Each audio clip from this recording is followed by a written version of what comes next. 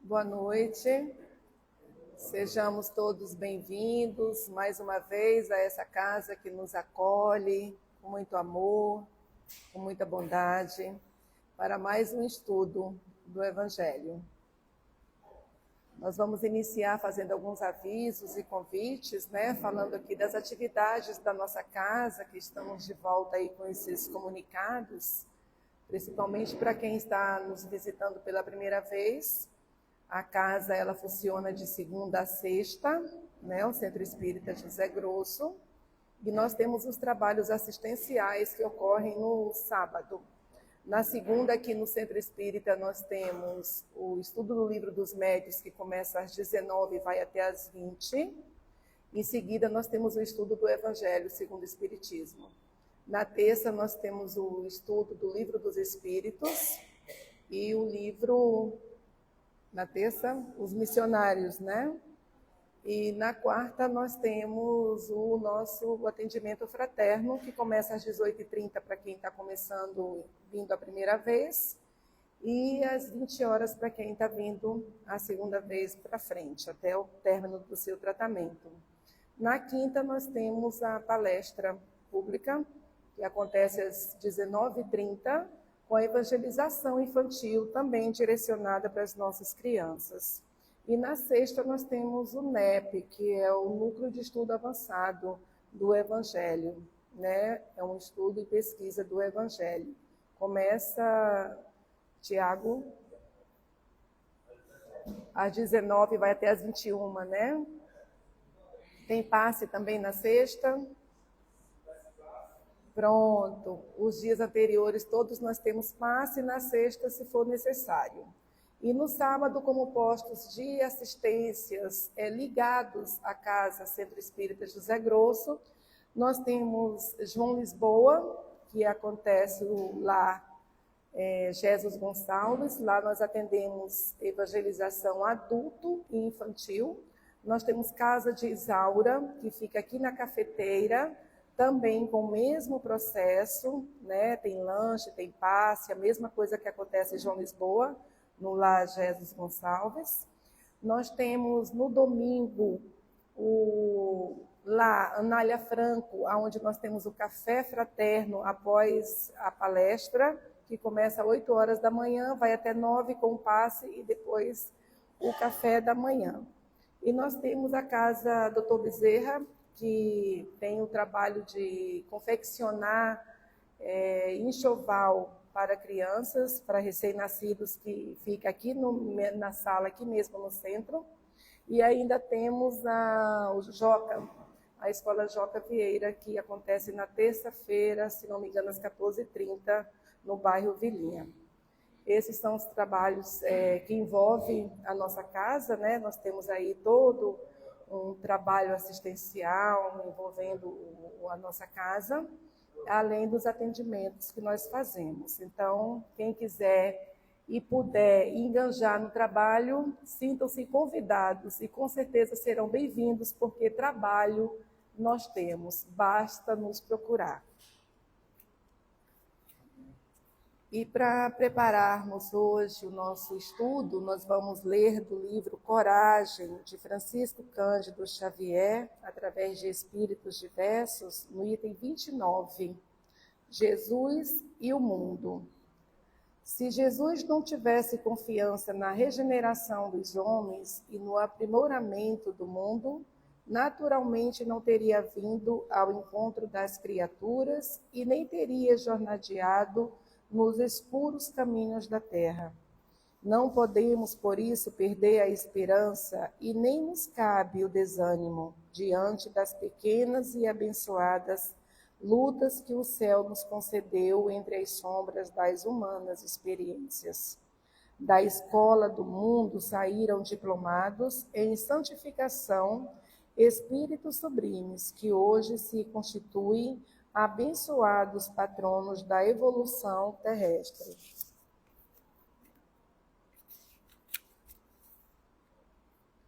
Não nos compete menosprezar o plano de aprendizagem que nos alimenta e nos agasalha, que nos instrui e aperfeiçoa, Se o melhor não auxilia no pior, debalde aguardaremos a melhoria da vida. Se o aprendiz da gentileza menoscaba o prisioneiro da impulsividade, o desequilíbrio o mandaria à existência. O cristão que foge ao contato com o mundo a pretexto de garantir-se contra o pecado é uma flor parasitária, é improdutiva na árvore do Evangelho, e o Senhor, longe de solicitar ornamentos para a sua obra, espera trabalhadores abnegados e fiéis que se disponham a remover o solo com paciência, boa vontade e coragem, a fim de que a terra se habilite para a sementeira renovadora do grande amanhã. Emmanuel. Nós vamos ter a nossa prece inicial feita pelo nosso irmão Valteir, e após a nossa prece nós vamos sermos conduzidos pelo Tiago, nos falando de Jesus veio para nos curar, no capítulo 24, no item 11 e 12 do Evangelho segundo o Espiritismo.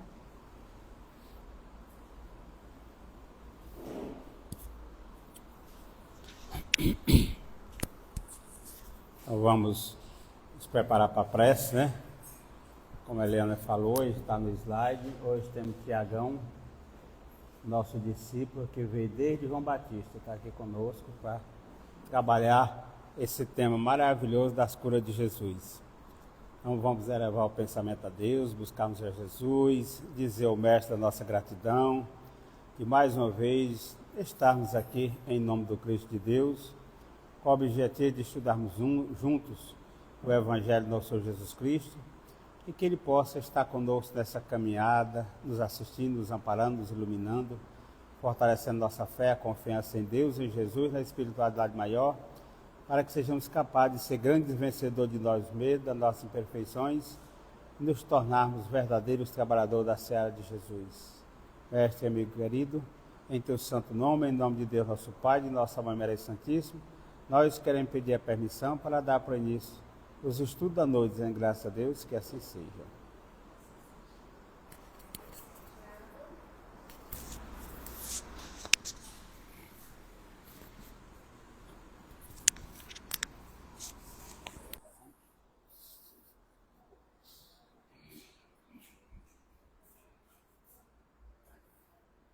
Boa noite, gente. Vocês estão conseguindo enxergar aqui?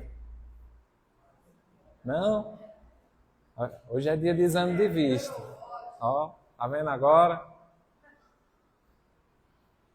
Muito bom ver pessoas novas chegando a casa, amigos já de longas datas, hoje também aqui conosco.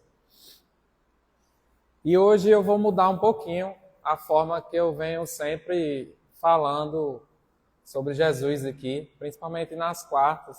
Vocês estão sempre acostumados a falar guiando pelo tablet aqui, mas hoje eu vou usar um pouquinho desse material. Não sou muito fã não, mas vamos ver se vai dar certo. Espero que dê certo. A gente vai falar um pouquinho sobre o capítulo 24, o item 11 e 12. Tá?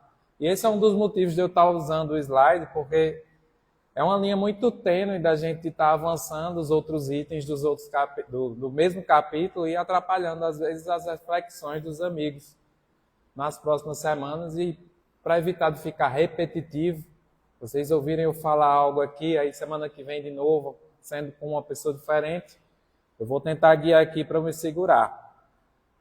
Porque espírita fala muito. Deixar falar a noite toda. E a gente vai começar fazendo um estudo a partir do item 11, no capítulo 24, que ele traz uma passagem bíblica do Evangelho de Mateus. Kardec separou assim, a equipe do Espírito de Verdade separou dessa forma. Tem uma mensagem, um trecho do Evangelho e uma explanação de Kardec sobre esse assunto. O item 10, ele traz esses versículos aqui do capítulo 9 de Mateus, que é do versículo 10 ao 13, que é a refeição com os publicanos e pecadores. Acho que muitos de vocês já viram essa passagem, só que hoje vocês vão ver de uma forma diferente. Eu vou fazer a leitura toda, e aí os próximos slides eu vou detalhar um pouquinho, só para a gente entender um pouco do contexto, e depois ir explanando um pouquinho do que Kardec quis associar com essa temática de Mateus, tá? Seja bem-vinda, Jo. Então, a leitura aqui inicia assim. E sucedeu que, estando ele reclinado à mesa em casa, eis que muitos publicanos e pecadores que tinham vindo reclinavam-se à mesa, junto com Jesus e seus discípulos. Os fariseus, vendo isso, diziam aos discípulos dele: por que vosso mestre come com os publicanos e pecadores? Ele, porém, ouvindo, disse: os sãos não têm necessidade de médico, mas os que estão doentes. Ide e aprendei o que significa misericórdia quero e não oferenda, pois não vim chamar justos, mas pecadores. E aqui está a dificuldade da gente ler o Novo Testamento, ou a Bíblia em si de uma forma geral, assim, uma leitura corrida, como se a gente estivesse lendo um livro, um romance, porque muitas vezes a gente não compreende. Muitas vezes passa aqui coisas que são importantes para a compreensão do que Jesus queria trazer para a gente, e a gente passa batido. E dentro desse contexto de entender um pouquinho o que Jesus quis trazer nessa passagem, para fazer um contraponto com o que Kardec nos trouxe no comentário dele, lá no item 12, é que a gente vai fazer uma leitura rápida de cada um dos pontos principais dessa passagem para entender um pouco, tá?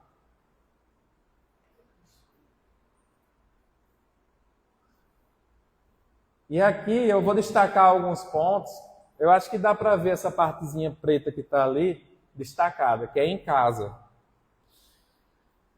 E esses pontos que vão estar sempre em negrito, destacado, são os pontos que eu vou abordar sobre eles em cada um dos slides, para a gente contextualizar essa passagem e entender o que Kardec quis trazer para a gente, junto com Jesus, claro.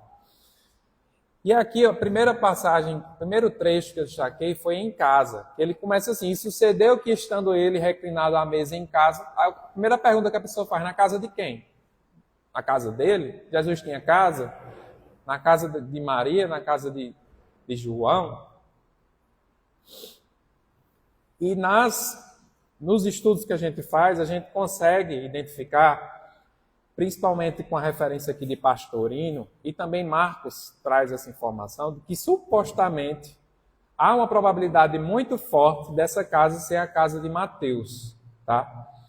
Porque na passagem anterior, logo atrás desse capítulo, no capítulo 9, no versículo 9, é aquela passagem que Jesus chama Mateus.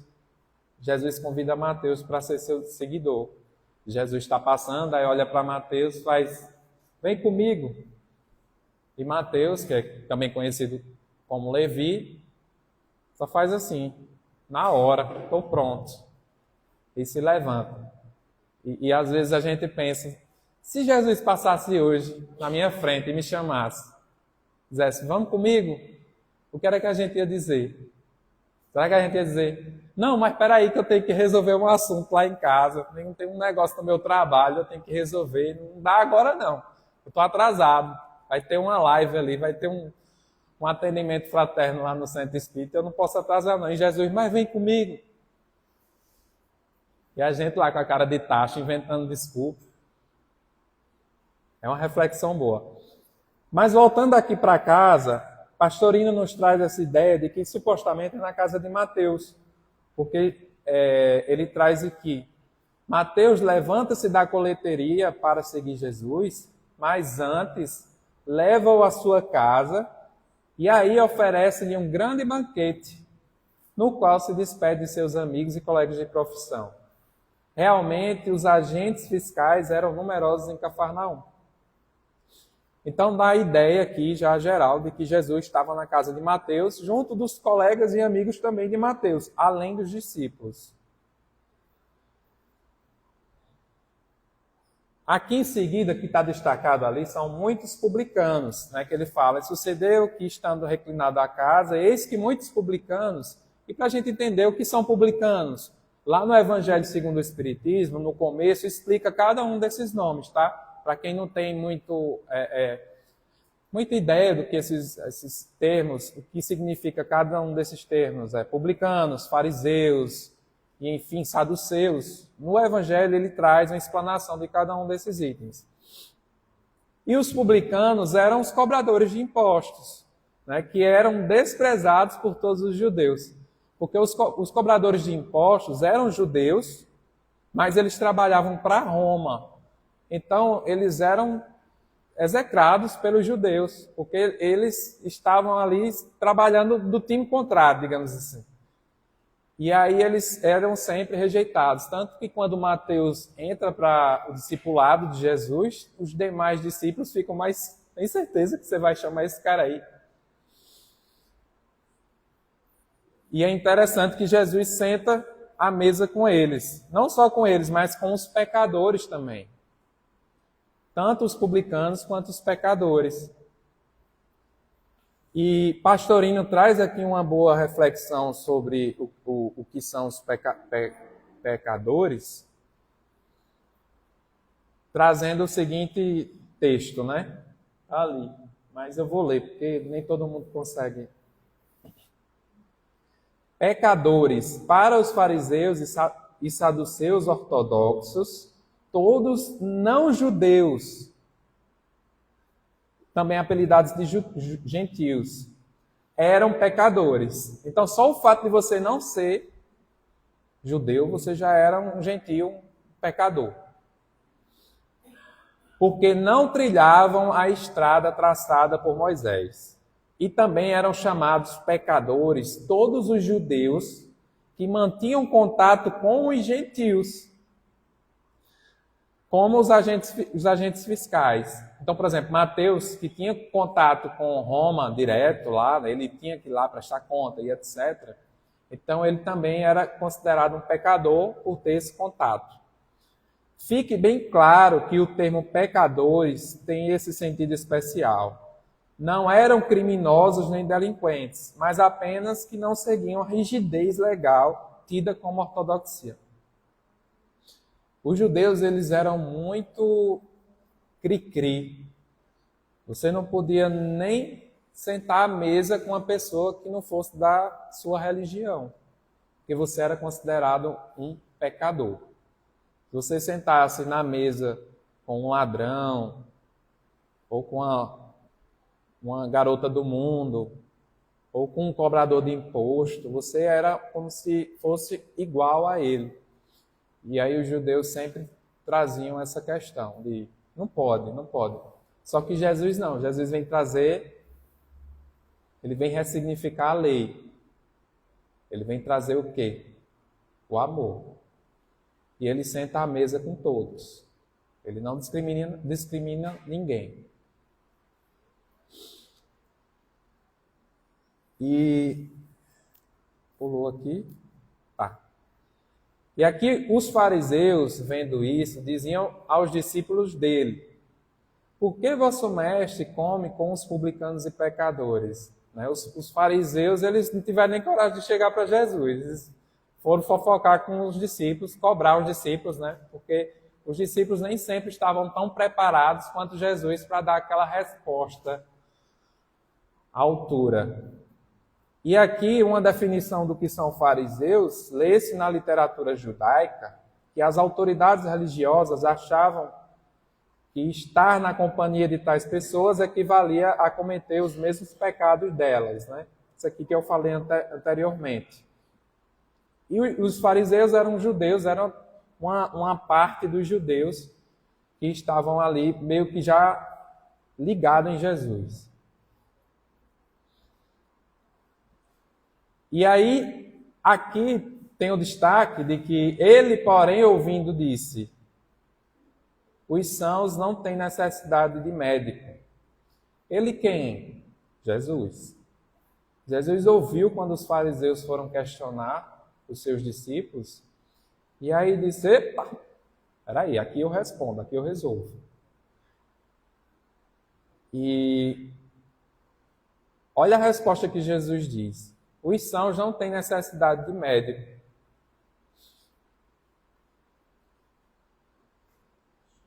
As pessoas que se acham boas e justas, que não sentem a necessidade de cura da alma, são os fariseus, ali representados. Os fariseus, eles se sentiam numa autoridade espiritual, moral, para dizer que Jesus estava errando ali junto com os discípulos, porque estava sentado com pessoas, com pecadores. Sendo que eles se acham com essa autoridade. Eles se sentem a moral em pessoa. Só que Jesus dá uma resposta. Que os sãos não têm necessidade de médico. E essa resposta, ela foi uma cutucada. Foi uma cutucada. Porque era como se Jesus estivesse dizendo: vocês que estão aí, que são os bambambam, que estão com a moral lá em cima, que respeitam tudo, que não faz nada escondido, vocês não precisam de médico, não. É uma cutucada que Jesus dá. Os sãos não têm necessidade de médico, mas os que estão doentes. E os doentes, aqui, só para clarear, Jesus traz, são as pessoas como os publicanos, os pecadores, de diversos tipos, que na definição bíblica abrangem a raça humana inteira. Olha só que legal. A ideia é de que o médico vai onde seus serviços são necessários, onde é acolhido por aqueles que necessitam de seus préstimos. Jesus mostra que o seu serviço convinha que fosse realizado entre os párias. E Jesus traz essa reflexão, que a gente pode conversar um pouquinho nesse ponto, porque Jesus identifica que lá os fariseus, eles não se sentiam pessoas que precisavam aprender, que precisavam ressignificar muita coisa. Eles não tinham muita humildade de aprender com o Mestre Jesus. Eles estavam ali para avaliar ele e para fazer fofoca, para poder dizer: olha, ele não é o Messias. Para tirar ele de jogo. Era só isso que eles estavam ali para fazer. E os discípulos não. Os cobradores de impostos, amigos de Mateus, também não. Os pecadores que estavam ali também não. Eles de fato estavam ali para ouvir Jesus. Quem não queria ter uma oportunidade de sentar à mesa com Jesus? E ele sempre trazia palavras de esperança, de amor.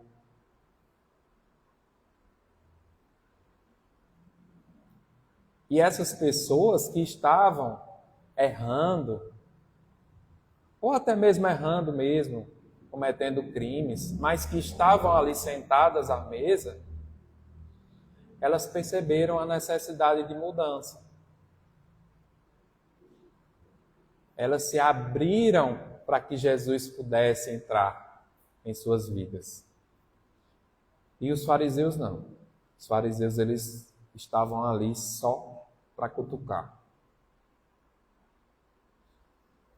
E às vezes, quando eu estava fazendo esse estudo, eu fiz a reflexão: quantas vezes a gente se abre para que Jesus possa atuar em nossas vidas? Será que a gente não está se comportando como os fariseus?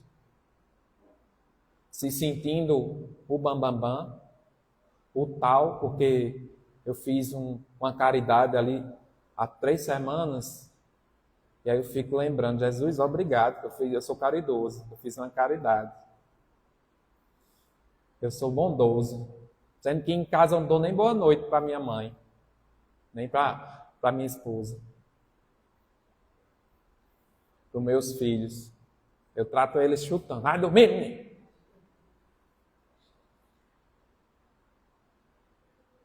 Será que a gente não está se comportando como os fariseus? E esse puxão de orelha que Jesus dá nos fariseus, ele serve para a gente até hoje. É isso que essa passagem quer trazer também, além de várias outras coisas. Por isso que é importante a gente ler e estudar. Quando a gente estuda, a gente vai percebendo essas nuances que estão no texto.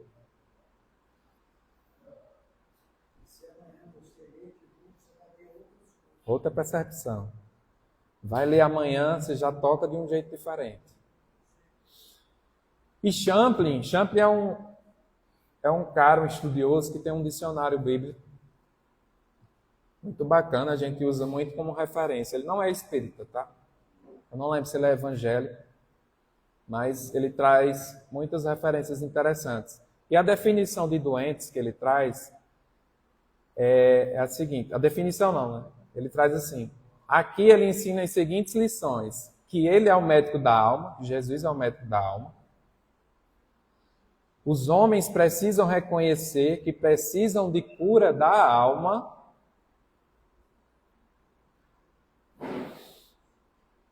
A pior doença é a do que se imagina são, quando na realidade está enfermo. Quantas e quantas vezes a gente já parou para pensar, não, mas eu estou bem, sendo que por dentro o mundo está se acabando. Às vezes alguém pergunta para a gente, e aí, bicho, tudo em paz, está tudo bem? Você, tudo bem, tudo ótimo. Mas a casa mental está assim, ó, uma bagunça. Socorro! Né? Mas aqui eu acho que não tem ninguém assim, não. Graças a Deus, está todo mundo bem. Todos os membros da raça humana precisam de seu poder de cura. E, de fato, a gente sabe que a força e o poder de cura de Jesus. E ele atua por meio de nós. Ele atua por meio de nós. Essa cura, ela chega até nós no Evangelho no lar. Essa cura chega até nós num passe.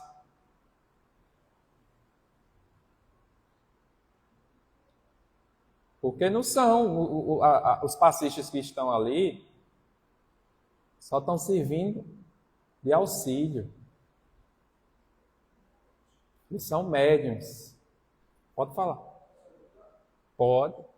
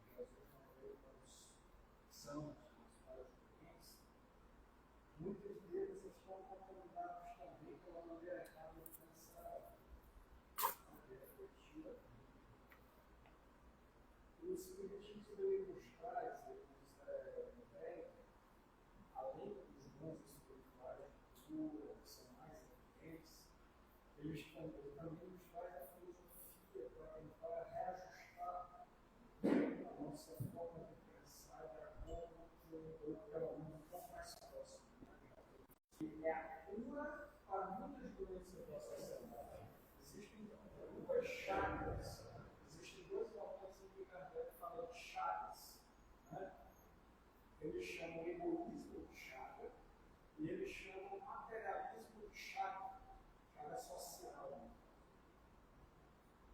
Ele vai nos mostrando que a reflexão da filosofia espírita é feita para curar a sociedade, os indivíduos da forma de reflexão. Muito bem colocado. É uma ideia de ressignificar a vida, como a gente enxerga a vida e como nós estamos na vida, como a gente lida com as situações do nosso dia a dia, no trabalho, em casa, no trânsito. É exatamente isso que a filosofia espírita também nos ajuda. E voltando aqui para a questão do texto, da análise, Jesus finaliza aqui falando: ide, aprendei o que significa misericórdia quero e não oferenda. Misericórdia quero e não sacrifício. A prática rigorista e exterior da lei. Deus prefere os sentimentos íntimos do coração sincero e compassivo. E essa questão da oferenda é uma prática muito exterior, né, de você mostrar, de você trazer para frente, colocar num palco, fazer uma oferenda, de você mostrar que você está cumprindo a lei mosaica, de você estar fazendo algo. E Jesus fala: não, eu quero misericórdia. Eu quero que você acolha esses irmãos que estão aqui sentados à mesa conosco. Só que vocês não sabem o que é isso. Então vá, ide e aprendei o que é isso. Aprendei o que é o amor. Porque vocês estudaram, mas não colocaram em prática nada do que vocês estão estudando. Apenas demonstrações exteriores. E aqui também tem outra reflexão que a gente pode fazer. Principalmente aqui, a gente, trabalhadores da Casa Espírita. Principalmente a gente que está engajado nos estudos semanais, diários. Será que eu estou colocando em prática o que a gente está estudando, o que eu estou estudando aqui? Será que não estou aqui só no automático, que eu vou para o centro, porque lá é bom? Será? Será que quando eu faço uma prece aqui no centro ou em casa, eu não estou tentando me conectar, ou se eu estou falando da boca para fora, no automático, como muitas vezes a gente, vindo de outras religiões, a gente reza um Pai Nosso no automático. Às vezes eu estou pensando, problema do trabalho, mas eu estou fazendo um Pai Nosso aqui. Pai Nosso que está no céu. Porque está tão automático, né? Um Ave Maria da vida, para quem vem de berço católico, sai assim. Para quem reza terço, então, é ligeiro. Mas quando a gente para... Gente, eu não estou falando que é errado rezar Ave Maria nem Pai Nosso, não. Pelo amor de Deus, eu rezo, tá? Eu rezo. O que eu estou sugerindo é que a gente se conecte com a prece. E que a gente entre na vibração da prece e da oração. Porque aí sim a gente vai abrir conexão. No automatismo, não. No automatismo... É mesmo que você ficar falando um pranta indiano. Lá é a mesma coisa. Mas a sugestão é conexão. Tá? Eu vou seguir aqui, senão não dá tempo. E por fim, Jesus fala assim: pois não vim chamar justos, mas os pecadores. Não vim chamar no sentido de convidar os justos, mas os pecadores. Mais tarde, dirá novamente que pecadores e as meretrizes conseguirão o reino de Deus antes que os justos, fariseus e os sacerdotes convencidos. Olha só, Jesus vai falar mais para frente em algumas passagens que as meretrizes e os pecadores vão construir o reino de Deus primeiro do que os fariseus. E esses era muito boa, como é? A esses era muito mais fácil pregar a boa nova que aos que se julgavam virtuosos e conhecedores, quase que donos da verdade. E, de fato, acontece muito isso. Você já tentou explicar alguma coisa para quem acha que sabe tudo? É um negócio difícil.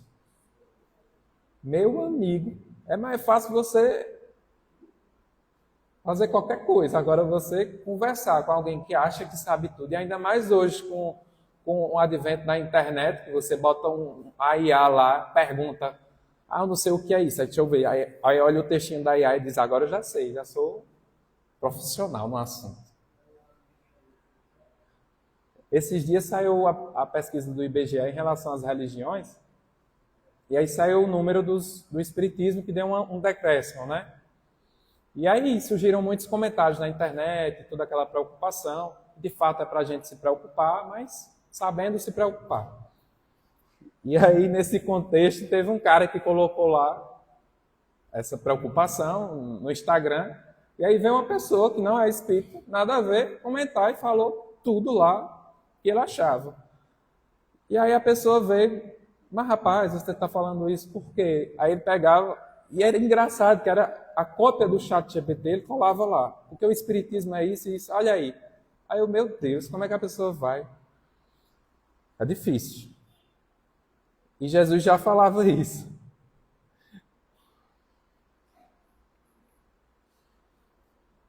E aqui, Kardec, ele inicia o item 12, fechando o assunto sobre essa passagem. Kardec fala o seguinte: Jesus se acercava principalmente dos pobres e dos deserdados, porque são os que mais necessitavam de consolações, dos cegos dóceis e de boa fé, porque pedem se lhes dê a vista, e não dos orgulhosos que julgam possuir toda a luz e de nada precisar.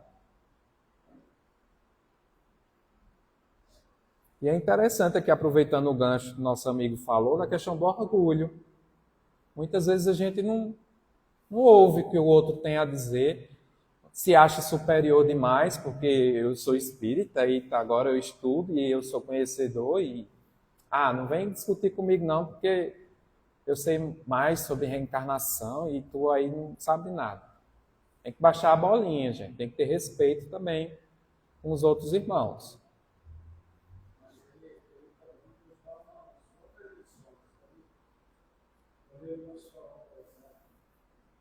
Os séculos dóceis e de boa fé, né? Ele falou que Jesus ele estava lá ensinando os cegos, ou tinha necessidade de eles que não viam algo, né? Mas que estavam ali com possibilidade, com boa vontade de tentar compreender aquilo. Ele não ficava tentando ensinar aquilo que ele enxergava. Exatamente. E Kardec continua aqui, só para ver se dá tempo de finalizar. Kardec, ele entra na parte da mediunidade. Ele vai trabalhar esse tema em relação à mediunidade. E eu sei que tem pessoas que estão chegando aqui hoje, que às vezes nem ouviram falar direito sobre mediunidade e etc. Mas eu vou falar o que Kardec nos trouxe e a gente vai aos poucos entendendo o que ele quis dizer, tá? Kardec coloca assim: a mediunidade é conferida sem distinção, a fim de que os espíritos possam trazer à luz a todas as camadas, a todas as classes da sociedade, ao pobre como ao rico, aos retos, para os fortificar no bem, aos viciosos para os corrigir. Não são esses últimos os doentes que necessitam de médico? Não são os viciosos, as pessoas que estão sofrendo, que estão necessitadas, que precisam de médico também?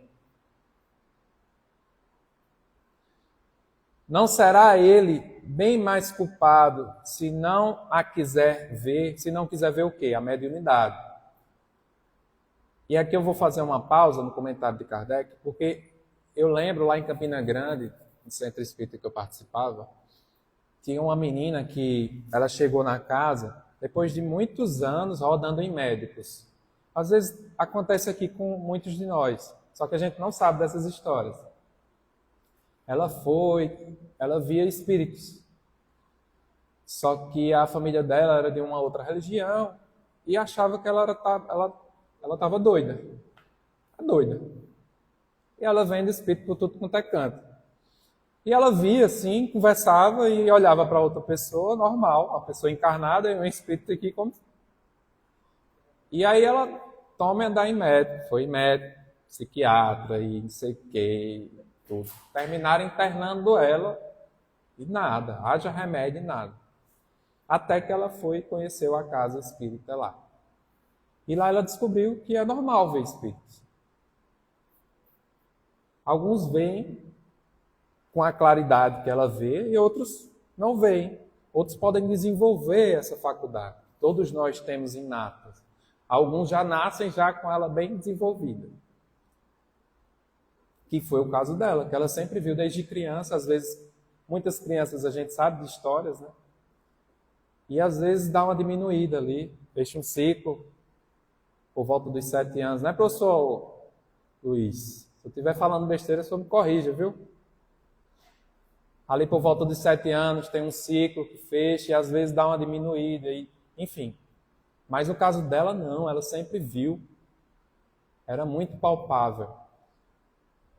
E aí na casa espírita ela descobriu que era normal. E aí lá ela foi estudar para aprender a lidar, para aprender a gerenciar o seu próprio corpo, a sua própria psique.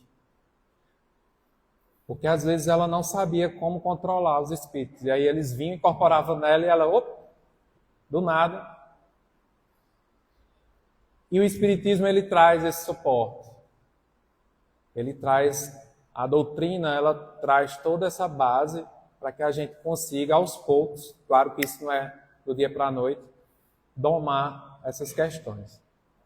E Kardec continua aqui. Poderá desculpar-se com a sua ignorância quando ele mesmo haja escrito com suas mãos, visto com seus próprios olhos, ouvido com seus próprios ouvidos e pronunciado com a própria boca a sua condenação? Se não aproveitar, será então punido. Se não aproveitar o quê?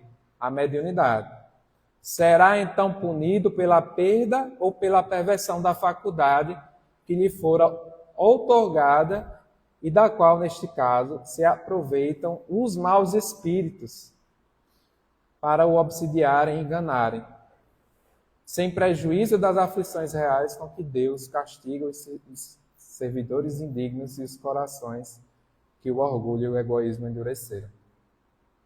E é justamente isso, se a gente não consegue lidar com essa mediunidade, muitas vezes por falta de conhecimento, ou por postura moral no nosso dia a dia, quem se aproveita dela não são os bons espíritos, são os espíritos maldosos. Sejam os espíritos que a gente causou mal por algum motivo, sejam, enfim, tem N possibilidades. Não existe uma regra para isso. A questão é que se nós damos a abertura, a turminha chega. Assim como quando nós damos abertura para o bem, a turminha também chega, a turminha do bem.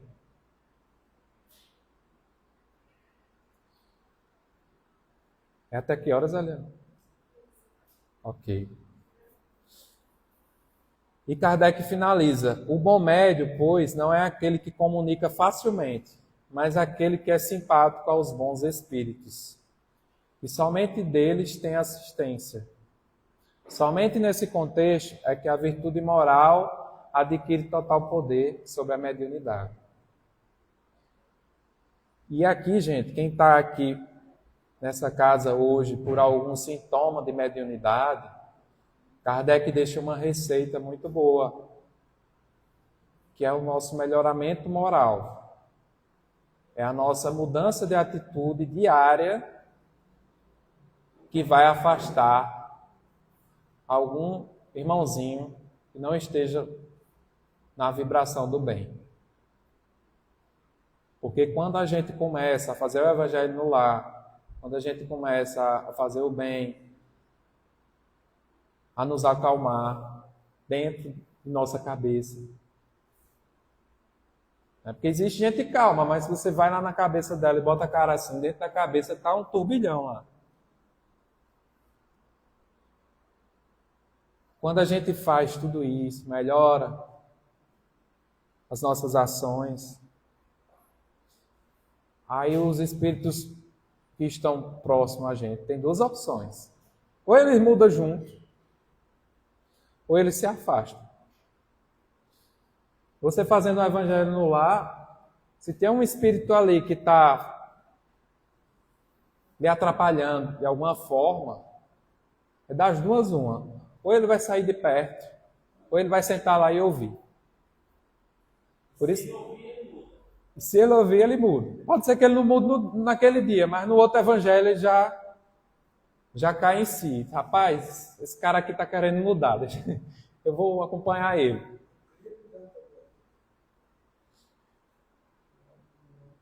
E tem até uma história do Chico, né, que Chico está passando assim, aí a senhora Chico, vem aqui tirar um encosto que está comigo, Chico. Não aguento mais.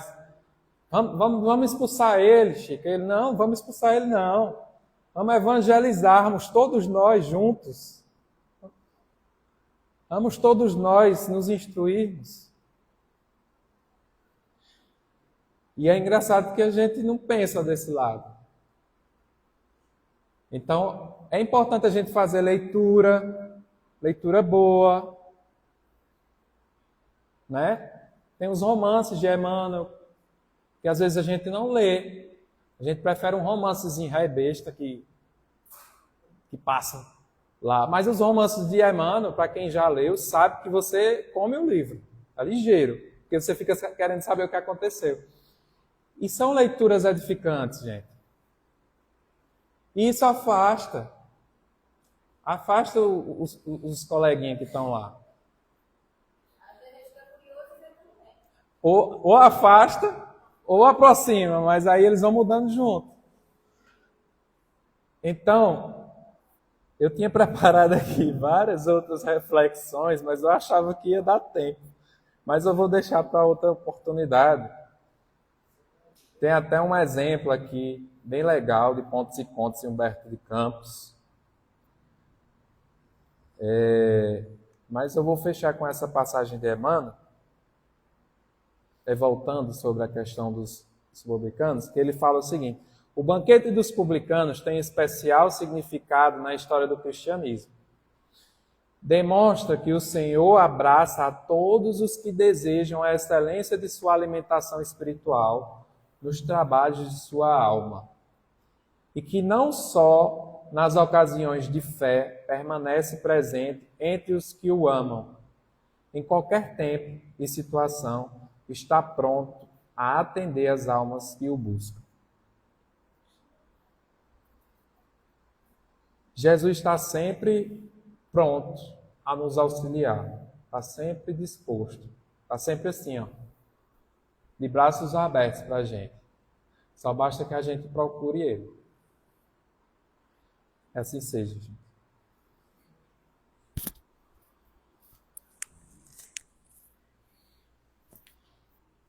Muito obrigada mais uma vez, Tiago, pelo estudo maravilhoso que você nos conduziu nesse momento. Nós vamos passar agora para a segunda parte, né, que é a fluidoterapia. E vamos nos colocar agora em prece, que a nossa irmã Arlete vai nos conduzir com a prece de agradecimento.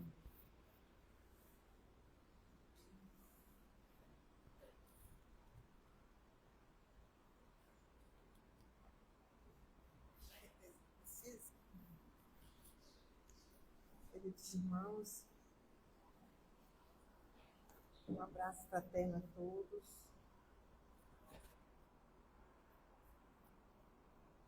Busquemos Deus que existe em nós. Ao sentirmos a nossa respiração profunda,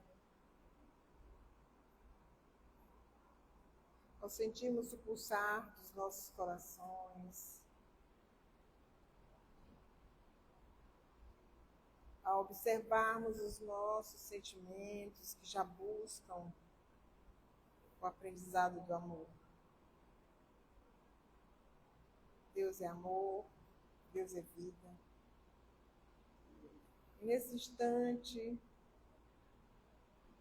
agradecendo esse momento precioso, esse presente precioso que é estarmos aqui, agradeçamos a Jesus, os seus enviados que aqui estão conosco a nos atender, cada um de acordo com as nossas necessidades. Agradecer pelas lições recebidas e recordadas que Jesus nos trouxe. Agradecer pela assistência. Agradecer pelo trabalho, pela subsistência que exercita as nossas inteligências. Agradecer por o Consolador prometido que está conosco. Que Jesus disse: vou e não vos deixarei órfãos. Enviarei no tempo certo o Paracleto, o Consolador, que Ele fará recordar todas estas coisas e ensinará outras que não podeis entender ainda. E aqui estamos a cada dia, tirando as capas do véu e clareando os nossos espíritos com esta doutrina magnífica. Muito obrigado, queridos irmãos que aqui se encontram para este trabalho. E que durante a fluidoterapia do passe, cada um possa receber, na medida que doa também, a terapia necessária para que saiamos daqui hoje melhores do que chegamos, porque esta é a nossa meta. E assim pedimos permissão para o início do trabalho do passe, sugerindo que os que aqui fiquem no salão ofereçam o que há de melhor nos corações, que isto, com certeza, ajudará, alimentará o trabalho do passe na sala. Muito obrigado, Jesus, seja conosco agora e sempre. Assim seja.